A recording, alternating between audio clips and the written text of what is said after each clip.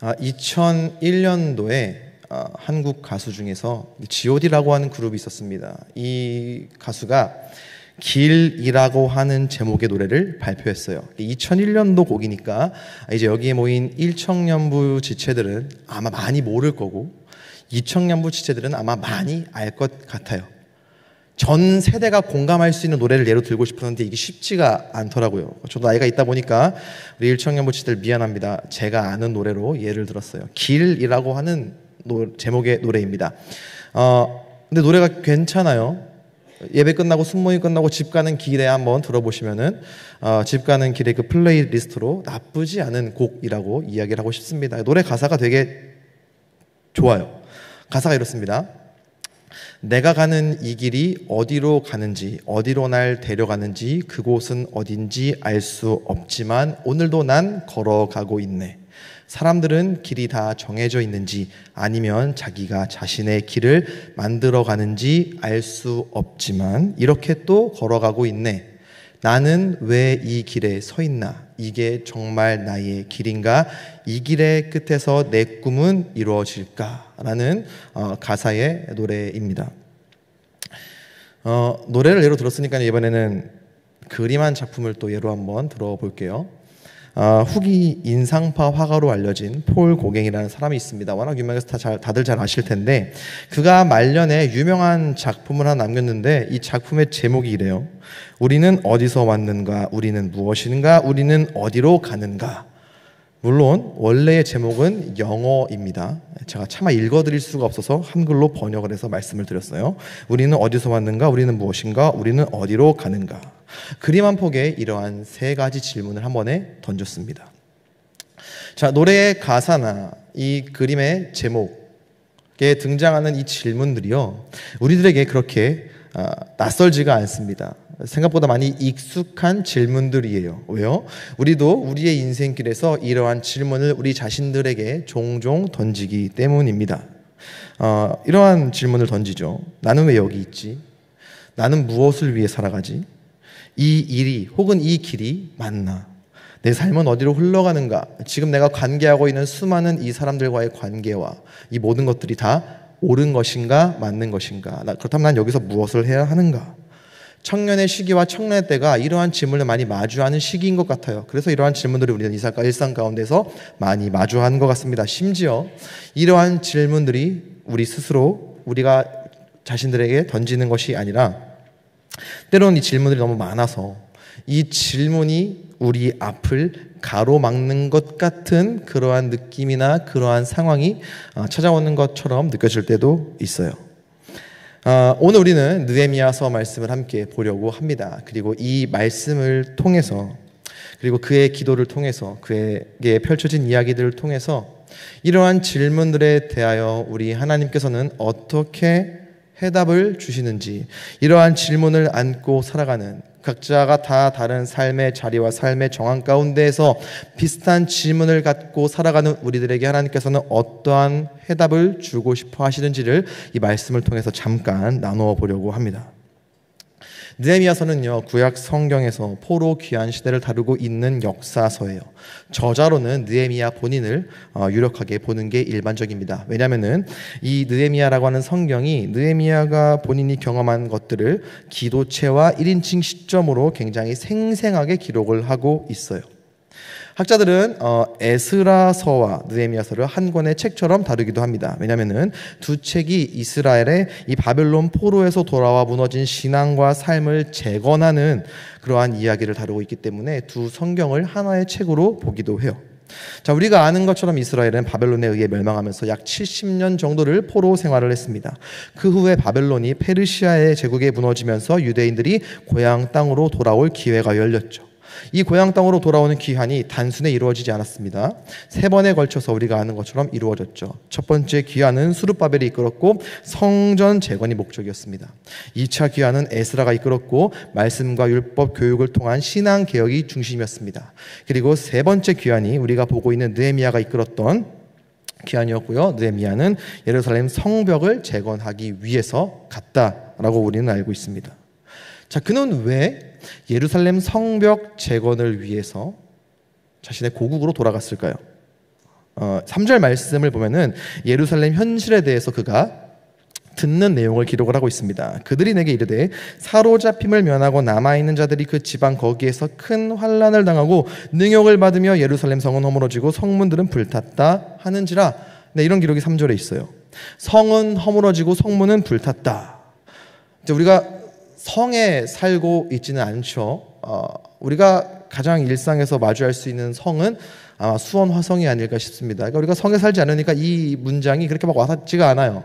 그러니까 쉽게 말하면 도시 하나가 완전히 붕괴된 겁니다. 도시가 완전히 망가진 거예요.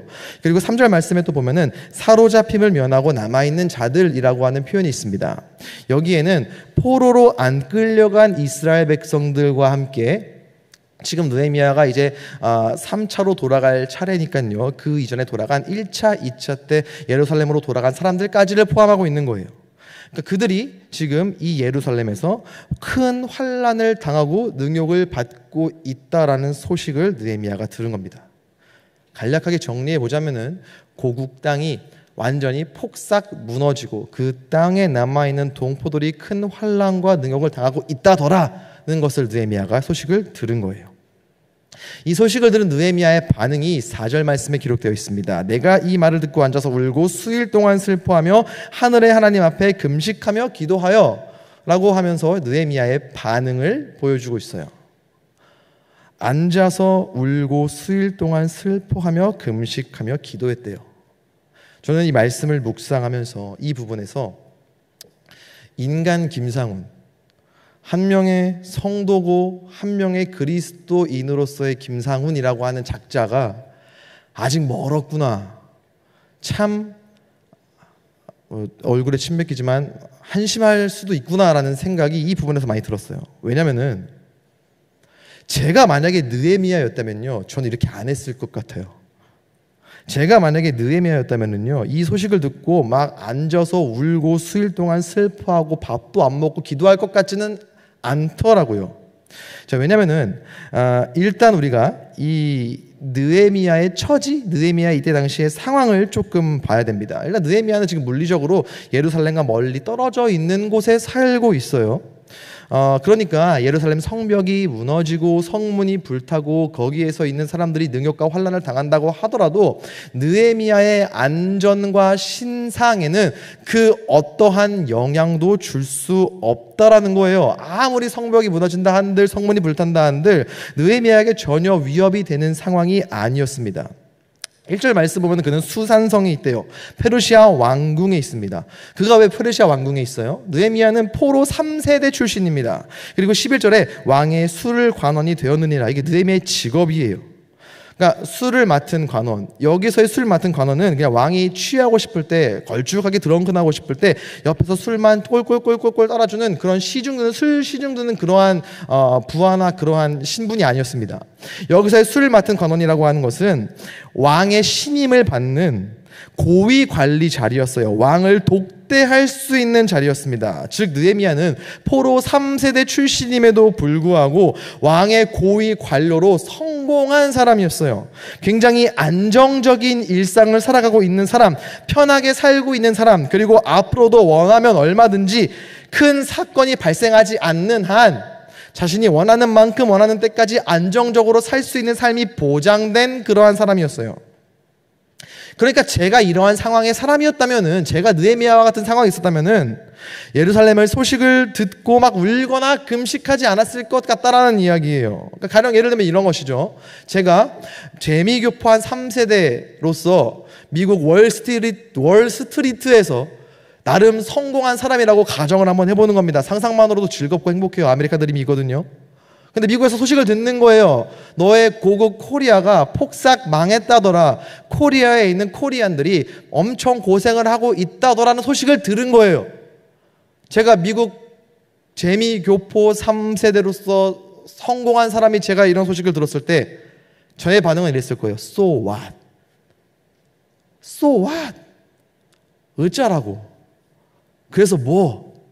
야, 그 니네 나라 아니야? 라고 해서 전 똑같이 이야기, I'm not Korean. 나 한국 사람 아닌데요 라고 하면서, 나는 파이브 가이즈 맞나요? 맞죠? 안 먹어봐서. 쉑쉑버거든 뭐 화이브 가이즈든 뭐 KFC든 나는 거기서 치즈버거 먹고 있는 사람인데 내가 그 땅 나라와 그 사람들의 이야기를 듣고 내가 왜 울어요? 많이 양보해서 I'm so sorry 혹은 That's too bad 이 정도 반응은 했을 것 같아요. 철저히 인간적인 상훈이라면 그랬을 것 같아요. 근데 막 이 소식을 듣고 울거나 앉아서 울면서 며칠을 금식하면서 기도할 것 같진 않더라고요. 그래서 저의 한계를 여기서 마주했습니다. 역시나 나는 여전히 멀었구나. 근데 느헤미야는 안 그랬어요. 자신의 어떠한 안전에 전혀 영향을 주지 않는 소식임에도 불구하고 예루살렘과 멀리 떨어져 있는 곳에서 자신의 평안에 그 어떠한 영향도 줄 수 없는 소식임에도 불구하고 그냥 넘어가지 않았어요. 남의 일로 생각하지 않았습니다. 외면하지 않았어요. 그 자리에 앉아 울었습니다. 금식하며 기도했어요. 이게 뭘까요? 지금 느헤미야는 왜 이러는 걸까요? 단순히 감정적인 반응은 아닌 것 같아요. 그러니까 MBTI F라서 감수성이 풍부한 F라서 망했다더라, 무너졌다더라, 불탔다더라, 능욕과 환난을 당한다더라는 이야기를 들으니까 거기에 감정이 이입돼가지고 어머 어떻게 불쌍해 안 됐어 힘들겠다라는 마음으로 우는 것 같지는 않다라는 거예요. 그렇다면 이 반응은 무엇에 기반한 반응일까요? 왜 지금 느헤미야는 이러고 있을까요? 전 이게 하나님께서 느헤미야의 마음을 깨트리신 것 같더라고요. 하나님께서 느헤미야의 마음을 건드리신 것 같더라고요. 사람의 마음을 건드리고 사람의 마음을 움직이고 감동을 주는 것은 하나님의 일입니다. 전적으로 하나님의 일이에요. 하나님께서 지금 느헤미야 마음에 일하신 겁니다. 그렇다면 우린 질문을 던져야 돼요. 하나님 왜요? 잘 먹고 잘 살고 있는 사람의 마음을 왜 굳이 건드셨나요? 편안하게 평안하게 일탈할 일 없이 무탈하게 살아갈 수 있는 사람의 마음을 왜 굳이 건드셨나요? 눈물 좀 흘려보라고요? 불쌍해서 눈물 한 방울 적선하라고 건드신 건가요? 아니죠. 왜 그러셨을까요? 이거는 무너진 예루살렘과 불타버린 예루살렘 성문을 향한 하나님의 마음을 알게 하기 위해서 건드신 거였어요. 예루살렘을 향한 하나님의 마음을 느헤미야가 알고 깨닫도록 하기 위해서 그의 마음을 깨트리고 건드리신 겁니다. 사실 예루살렘 성벽은요 그냥 방어를 위한 방어벽, 방어 시설이 아니었습니다. 예루살렘 성벽은요 하나님의 백성들에게 있어서 그들의 정체성과 신앙을 상징하고 이것을 지켜주는 거였어요. 근데 이게 무너졌어요. 그들의 신앙의 정체성과 어떤 신앙을 상징하는 이 성벽이 무너졌다라고 하는 것은 그냥 돌담 하나가, 돌담 전체가 무너져 버린 것이 아니라 하나님 백성으로서의 정체성과 존엄성이 무너져 버린 거예요. 하나님 백성으로서 하나님의 백성이 아닌 세상과의 구별과 거룩함이 허물어졌다는 것을 의미하는 겁니다. 이걸 보는 하나님의 마음이 4절 말씀에 기록된 느헤미야의 모습으로 투영된 거예요. 무너진 예루살렘과 그 땅 가운데에서 환난과 능욕을 당하고 있는 이스라엘 백성을 향한 하나님의 마음이 이와 같았더라는 겁니다. 그들을 향한, 그 땅을 향한 하나님 아버지의 마음이 이와 같았다라는 거죠. 왜요? 당신의 백성의 존재 가치와 자존심이, 자존감이 짓밟혔으니까요. 당신께서 사랑하는 백성이 하나님의 영광을 드러내야 할 예루살렘의 현실이 하나님의 영광이 아니라 조롱거리로 전락해버렸으니까요. 그런 하나님의 마음, 찢어지는 마음, 아픈 마음을 알게 하신 겁니다. 알게 하려고 깨트리고 건드리신 거예요. 그럼 우리는 또다시 질문을 던져야 됩니다. 왜 알게 하셨는가? 왜 하나님의 마음을 알게 하셨는가? 잘 먹고 잘 살고 있는 느헤미야가 하나님 아버지의 마음을 아는 것으로 말미암아 그의 마음을 건드리고 깨트리는 것으로 하나님의 예루살렘을 향한 그분의 백성을 향한 마음을 알게 하신 후에 하나님께서는 무엇을 원하셨는가? 그의 깨어진 마음을 통해 하나님께서는 느헤미야에게 이렇게 질문하시는 겁니다. 느헤미야야, 네가 바사의 수산궁에 있는 이유를 알겠니?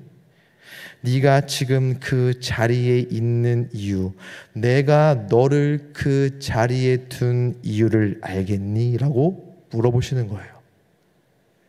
그렇습니다. 느헤미야가 지금 있는 자리, 바사 제국의 수산궁에서 왕의 술 맡은 관원이라고 하는 자리는요, 스스로 쟁취한 게 아니었어요.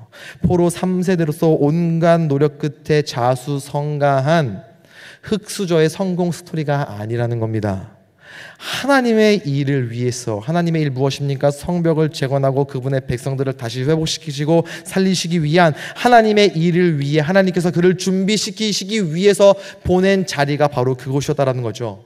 하나님의 큰 일을 위해 준비시키기 위해서, 큰 일을 하도록 하기 위해서 지금 이 자리에 가도록 하나님께서 역사하시고 인도하셨고 그 자리에 세우셨다라는 거예요. 우연이 아닙니다. 느헤미야라고 하는 포로 3세대 출신 한 사람이 우연히 기회가 좋아서 높은 자리에 올라갔고, 또 그 자리에서 우연히 예루살렘의 소식을 듣고 우연히 마음이 요동친 게 아니었습니다. 하나님의 큰 그림이었다라는 거예요. 하나님의 계획하심이었습니다. 하나님께서 보내셨고, 하나님이 세우셨고, 하나님이 듣게 하셨고, 하나님께서 그의 마음을 깨뜨리셨고, 하나님이 거룩한 부담감을 주셔서 하나님께서 그를 움직이게 하신 거예요. 이어지는 말씀 보면은 느헤미야가 이것을 깨달았다는 것을 우리가 알 수 있습니다. 아, 내가 수산궁에서 왕의 술 맡은 관원이 된 것, 지금 이 자리, 지금 이 정황, 지금의 이 상황이 하나님께서 나를 이곳 가운데 보내셨구나, 하나님께서 이러한 상황 가운데 나를 두셨구나, 하나님께서 이 모든 상황과 정황을 맞이하고 마주하게 하셨구나 라는 것을, 그래서 이 자리에서, 이 상황에서, 이 정황에서 내가 하나님의 뜻을 드러내야 하는구나, 그럴 수 있구나, 그래야 하는구나 라는 것을 느헤미야가 분명히 깨달았다는 것을 이어지는 말씀을 통해서 우리가 확인할 수가 있습니다. 왜요? 그는 예루살렘의 소식을 듣고 슬퍼서 주저앉아 울며 금식하며 그냥 머물러 있지 않았어요. 기도했습니다. 하나님이 주신 약속을 상기하며 언약을 붙드는 기도를 했고요, 회개하는 기도를 했습니다. 그리고 무엇보다 왕의 술 맡은 관원이라고 하는 자리에서 할 수 있는, 왕을 독대하는 그 일을 위해서 왕 앞에 나아갈 결단의 기도를 하나님 앞에 올려드렸어요. 자신이 그 자리에 있는 이유를 알았으니까요, 그 자리에서 무엇을 해야 하는지를 분명히 알았기 때문에 그것을 놓고 기도한 겁니다. 그 기도의 끝이 오늘 말씀 11절인데요. 우리 한번 다 같이 읽어보면 좋겠습니다. 함께 읽겠습니다. 시작.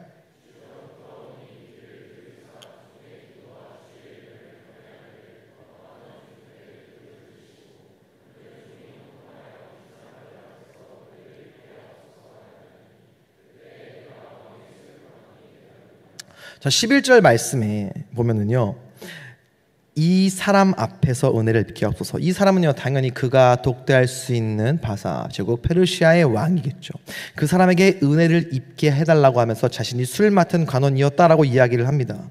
그러니까 왕 앞에 나아갈 수 있는, 왕을 독대할 수 있는, 왕에게 무언가를 이야기할 수 있는 그 왕에게서, 그 왕에게 나아갈 수 있는 자리에서 하나님의 뜻을 드러내기 위해서 자기가 이 자리에 있구나라는 것을 분명히 깨달았던 거예요. 그래서 이와 같은 기도를 하나님 앞에 올려드렸던 겁니다.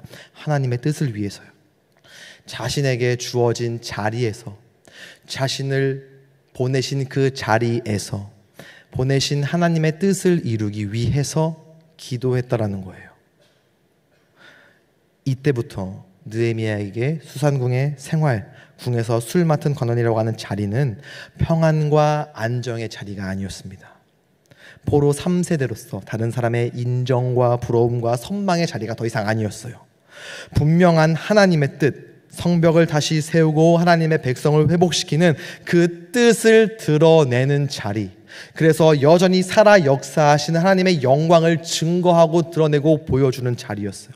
사명을 위한 자리가 되었다라는 거예요. 아, 지금 내가 있는 이 자리가 나 혼자 편하게 잘 먹고 잘 살라고 있는 자리가 아니구나, 주신 사명을 위한 자리였구나라는 것을 분명히 깨달았다는 거예요. 그렇다면 여러분, 우리도요, 느헤미야와 같은 하나님의 자녀, 하나님의 백성, 아들을 주시는 그분의 사랑을 받는 성도요 그리스도인으로서 지금 우리가 있는 우리의 삶의 자리, 우리가 마주한 삶의 상황과 정황들을 이제는 좀 다른 시선과 다른 눈으로 바라볼 수 있지 않겠습니까? 하나님께서 말씀의 느헤미야를 하나님의 큰 일을 위해 그 자리에 세우셨다면, 그곳으로 보내셨다면, 나 또한, 우리 또한 지금의 이 자리와 현재의 상황과 정황을 그저 우연히 시간이 흘러가서 자연스럽게 있는 자리로만 바라보는 것이 아니라 하나님께서 보내신 곳으로, 하나님께서 세우신 곳으로, 그것 가운데 하나님께서 우리로 하여금 뭔가 하기를 원하시기 때문에 보내고 세우신 특별한 사명의 자리로, 기회의 자리로 바라볼 수 있지 않겠습니까? 물론 어떤 분들은요 이렇게 생각하실 수 있어요. 그건 느헤미야니까요. 수상궁의 술 맡은 관원, 지금으로 치면 비서실장, 그러니까 인정, 성공, 영향력 이런 걸 모두 갖춘 자리라면은 다르게 볼 수 있겠죠. 그런 자리에 내가 있다면, 나의 정황과 나의 상황이 이와 같다면 어떠한 성공과 영향력과 안정 이러한 것들이 보장된 자리와 상황 가운데 내가 있다면 나도 좀 다르게 볼 수 있을 것 같아요. 그런데 지금 내 자리와 내 상황과 내 정황은 다르게 볼 여유가 없어요. 하나님의 뜻, 하나님의 영광, 하나님이 보내신, 하나님이 세우신 이러한 단어와 표현들과 내가 지금 있는 자리와 내가 마주한 상황과 정황은 전혀 어울리는 것 같지 않은데 뭘 어떻게 다르게 보라는 말입니까? 어떻게 다르게 생각하라는 말입니까? 전혀 어울리지가 않는데 라는 마음으로 이 자리 가운데 계신 분들이 있을 수 있어요. 여러분, 우리가 아버지라 고백하는 하나님의 뜻, 우리가 하길 원하는 그 하나님의 뜻이 우리의 자리에 어떠함에 따라서 좌지우지 될 정도의 수준의 뜻일까요? 하나님께서 우리에게 무언가를 하기를 원하실 때 그 하길 원하는 그 무엇이 우리가 있는 자리의 높고 낮음 혹은 풍성함과 부족함, 이러한 우리의 상황과 정황과 자리의 환경과 모습에 따라서 되기도 하고 안 되기도 하는 고작 그 정도 수준이, 그 정도 수준밖에 안 되는 게 하나님의 뜻이고 하나님의 영광일까요? 그런 자리에서만, 그럴듯한 자리와 남들이 부러워할 만한 상황과 정황 가운데에서만 할 수 있는 게 하나님의 뜻이고 그러한 자리에서만 높일 수 있고 나타낼 수 있는 게 하나님의 영광일까요? 우리 예수님을 한번 보겠습니다. 하늘 영광을 포기하고 우리를 위해서 이 땅에 우리와 같은 인간의 몸으로 오셨어요. 저 높은 곳에서 이 낮은 곳으로 오셨습니다. 그리고 우리를 위해서 친히 화목제물을 내어주심으로 말미암아 우리를 향한 하나님 아버지의 사랑을 보여주셨죠. 그 예수님이 계시던 자리가 어디였습니까? 고아와 과부와 병든 자들의 옆이었어요. 높은 자리가 아니었습니다. 낮고 낮은 자리로 가셨어요. 거기에서도 그 고아와 과부들과 병든 자들과 가난한 사람들의 친구가 되어주심으로 말미암아 차별 없는 하나님 아버지의 사랑을 예수님께서 보여주셨잖아요. 낮은 자리에서도 하나님의 어떠하심을 보여주셨습니다. 그리고 무엇보다 어디에서요? 십자가에서요. 여러분, 십자가가 어디입니까? 모두가 올라가고 싶어하는 자리였습니까? 모두가 탐내는 자리였나요? 모두가 사모하는 자리였습니까? 아니에요. 그때 당시에 가장 극악무도한 죄수들만이 올라가는 자리가 십자가였습니다. 그 십자가 위에서 예수님께서는요, 하나님의 공의를 보여주셨죠. 죄를 끔찍히도 싫어하시는 하나님의 성품을 보여주셨죠. 동시에 그 모든 죄를 감당시키시는 하나님의 사랑을 동시에 보여주셨죠.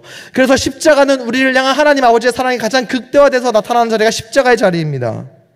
그 인류 역사상 가장 끔찍하고 가장 낮은 자리, 그 어느 누구도 사모하지 않고 사모해서는 안 되는, 가서는 안 되는 그 자리에서, 십자가의 자리에서 하나님의 어떠하심을, 하나님의 성품을, 하나님의 사랑을, 하나님의 공의를 우리 예수님께서는 보여주셨어요.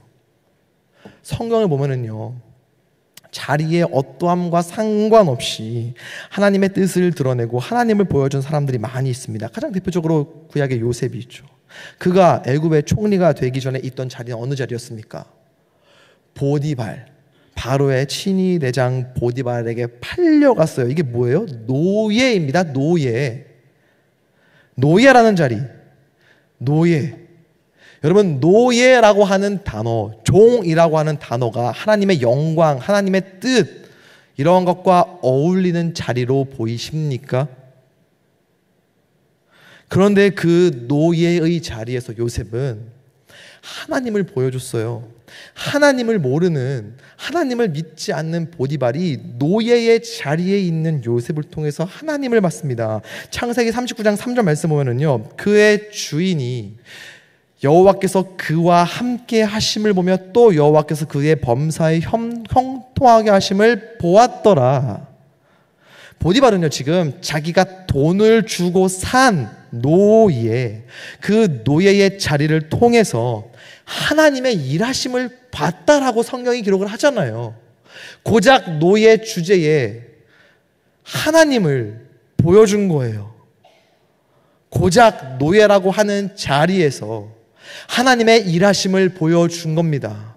하나님께서 그분의 백성을 어떻게 살피고 도우시는지를 높은 자리에, 돈 많이 있는 자리에, 힘 있는 자리에서가 아니라 가장 돈 없고 가장 힘 약하고 가장 권위도 없는 고작 노예의 자리에서 보여준 거예요.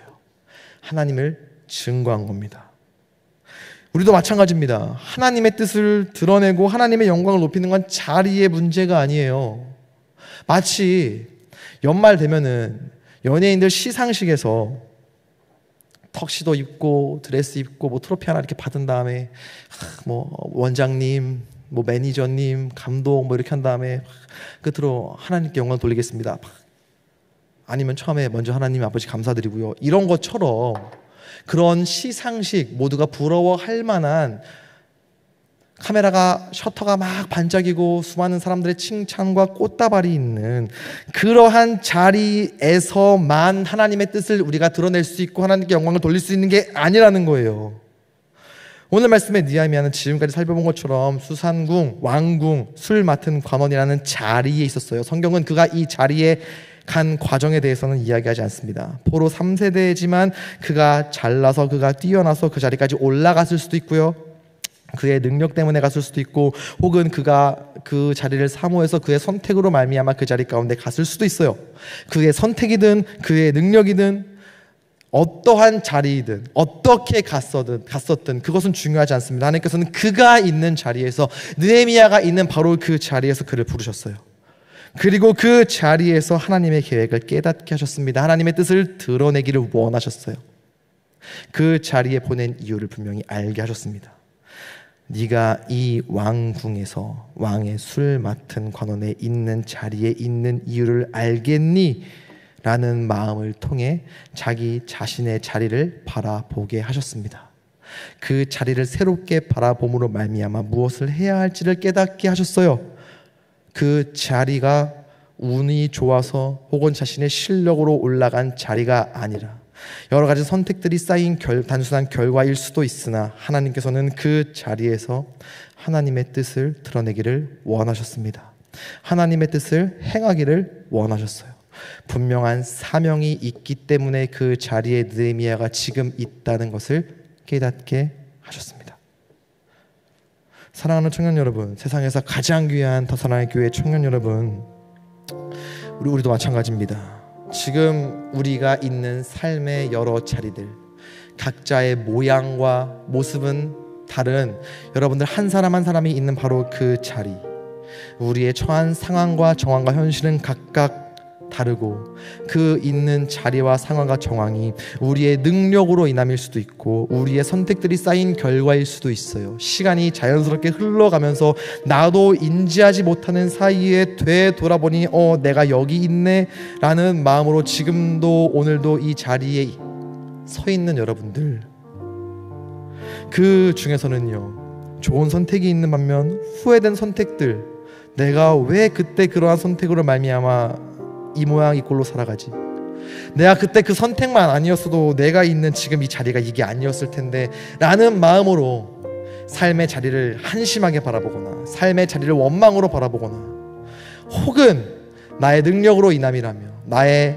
성취라고 생각하면서 삶의 자리를 교만과 자랑으로 바라보는 분들이 계시다면요, 우리 이제 그 자리를 다르게 바라봤으면 좋겠습니다. 어떻게 해서 주어진 자리이든 간에 하나님께서는요 그곳에서 우리를 부르십니다. 그곳에서 일하시는 분이십니다.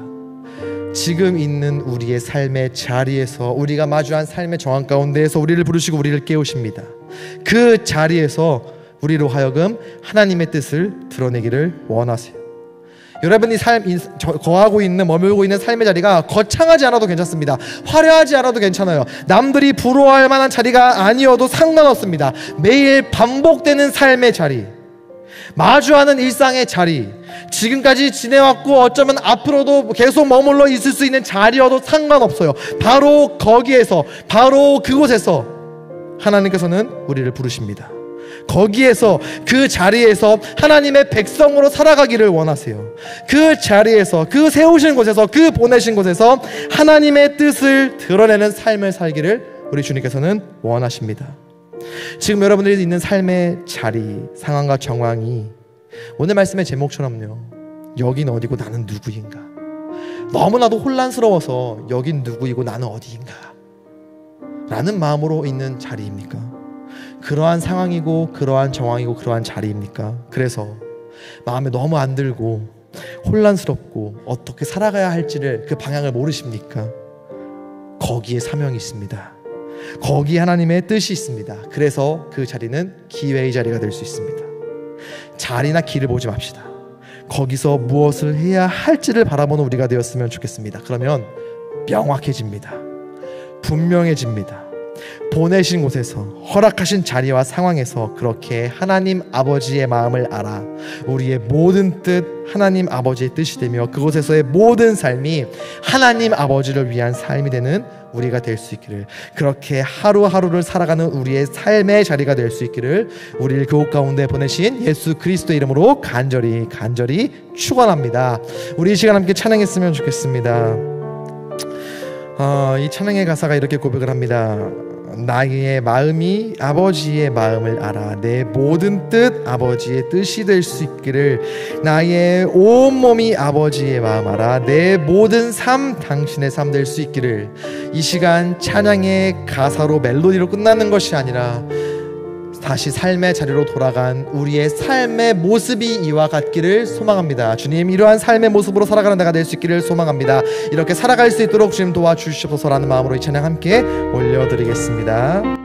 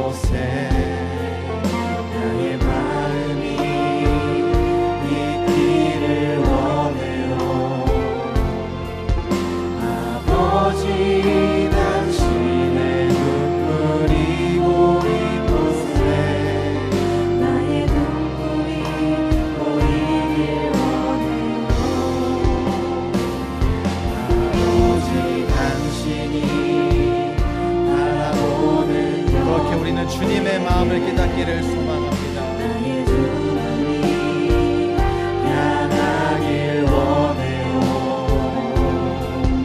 아버지 당신이 울고 있는 어두운 땅에 나의 두 발이 향하길 원해요. 나의 마음